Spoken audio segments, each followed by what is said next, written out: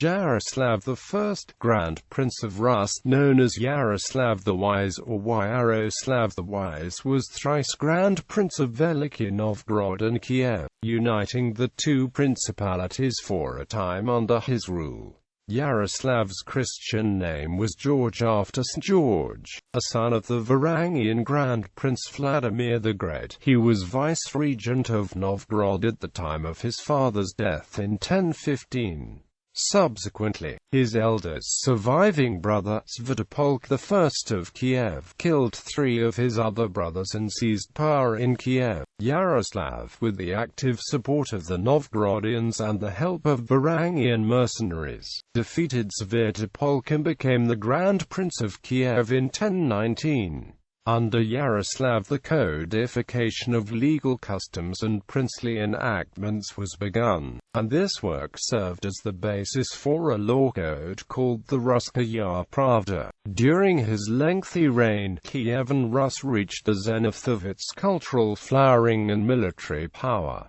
Rise to the throne. The early years of Yaroslav's life are shrouded in mystery. He was one of the numerous sons of Vladimir the Great, presumably his second by Renada of Polotsk, although his actual age would place him among the youngest children of Vladimir. It has been suggested that he was a child begotten out of wedlock after Vladimir's divorce from Renada and marriage to Anna Porphyrogenita, or even that he was a child of Anna Porphyrogenita herself. Yaroslav figures prominently in the Norse sagas under the name Yaroslav the Lame. His legendary lameness was corroborated by the scientists who examined his remains. In his youth, Yaroslav was sent by his father to rule the northern lands around Rostov, but was transferred to Veliky Novgorod, as befitted a senior heir to the throne, in 1010. While living there, he founded the town of Yaroslavl on the Volga River. His relations with his father were apparently strained, and grew only worse on the news that Vladimir bequeathed the Kievan throne to his younger son, Boris. In 1014, Yaroslav refused to pay tribute to Kiev, and only Vladimir's death, in July 1015, prevented a war. During the next 4 years, Yaroslav waged a complicated and bloody war for Kiev against his half-brother Sviatopolk I of Kiev, who was supported by his father-in-law, Duke Yaroslav I of Poland. During the course of this struggle, several other brothers were brutally murdered. The primary chronicle accused Sviatopolk of planning those murders, while the saga Imundar that Trings is often interpreted as recounting the story of Boris's assassination by the Varangians in the service of Yaroslav. However, the victim's name is given there as Borisov, which is also a name of Yaroslav I in the Scandinavian sources. It is thus possible that the saga tells the story of Yaroslav's struggle against Sviatopolk, and not against Boris. Yaroslav defeated Sviatopolk in the first battle, in 1016, and Sviatopolk fled to Poland. One of his first actions as a Grand Prince was to confer on the loyal Novgorodians numerous freedoms and privileges. Thus, the foundation of the Novgorod Republic was laid. For their part, the Novgorodians respected Yaroslav more than they did other Kievan princes, and the princely residence in the city, next to the marketplace, was named Yaroslav's court after him. It probably was during this period that Yaroslav promulgated the first code of laws in the lands of the East Slavs, the Rus.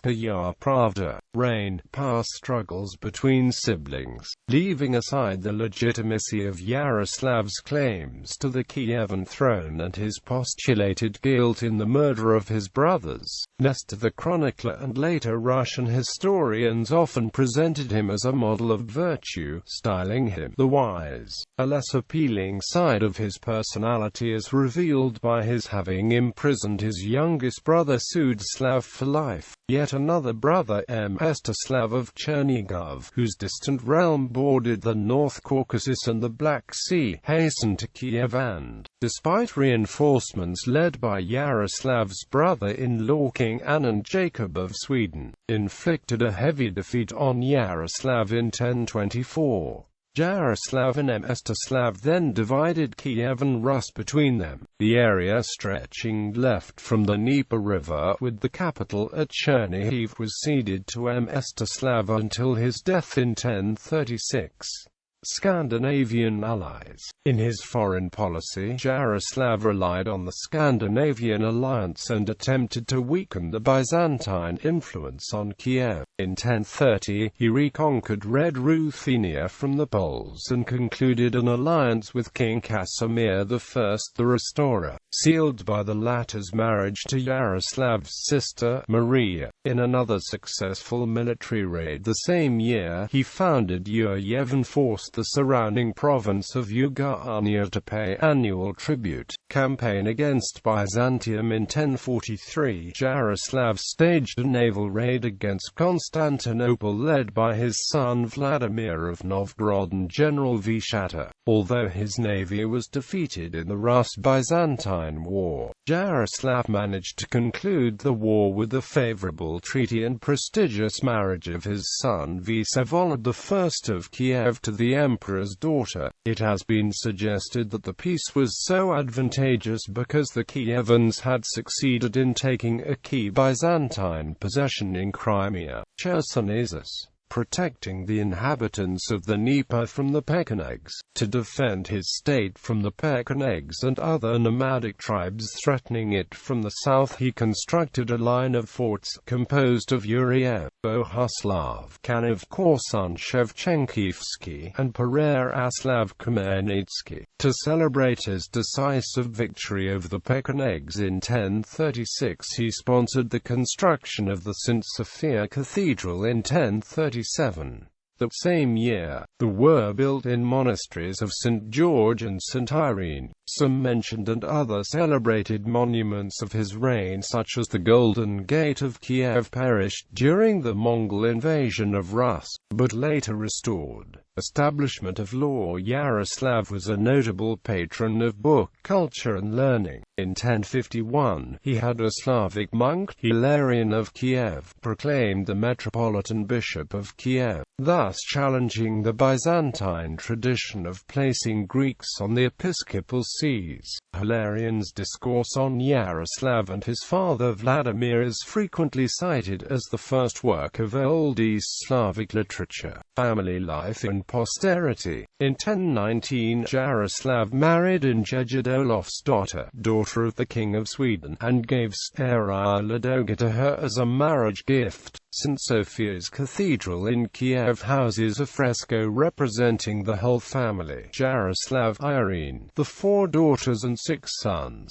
Yaroslav had 3 of his daughters married to foreign princes who lived in exile at his court: Elizhav of Kiev to Harold Harthraday, Anastasia of Kiev to the future Andrew I of Hungary. Anne of Kiev married Henry I of France and was the regent of France during the son's minority. Agatha, wife of Edward the Exile, of the royal family of England, the mother of Edgar the Atheling and St. Margaret of Scotland.